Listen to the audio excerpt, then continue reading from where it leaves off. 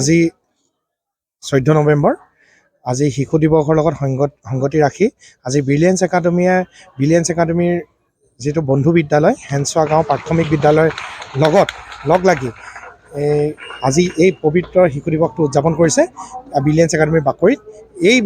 আজি এই শিশু দিৱসৰ লগত সংগতি ৰাখি ব্ৰিলিয়েন্স একাডেমীয়ে দুখন পাচি পত্ৰিকা উন্মোচন কৰিছে। এখন পাচি পত্ৰিকা যিখন আৰ্টছ বিল্ডিঙত উন্মোচন হৈছে সেইখনৰ নাম হৈছে সৃষ্টিৰ তুলিকা, আৰু দ্বিতীয়খন পাচি পত্ৰিকা যিখন আমাৰ ছায়েন্স বিল্ডিঙত উন্মোচন হৈছে সেইখন হৈছে ইউৰেকা।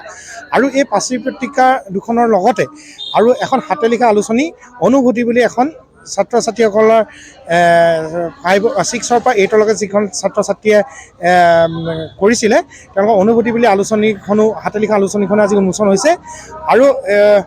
আৰু এই ব্ৰিলিয়েন্স একাডেমীৰ বাকৰিতে শিশু দিৱসৰ লগত সংগতি ৰাখি বন্ধু বিদ্যালয় আমাৰ হেনচোৱা গাঁও প্ৰাথমিক বিদ্যালয় আৰু ব্ৰিলিয়েন্স একাডেমীৰ ছাত্ৰ ছাত্ৰীসকলে কিছুমান বাৰেৰহণীয়া কিছুমান সাংস্কৃতিক অনুষ্ঠান আয়োজন কৰিছে। সেয়াই আমাৰ অনুষ্ঠান চলি আছে।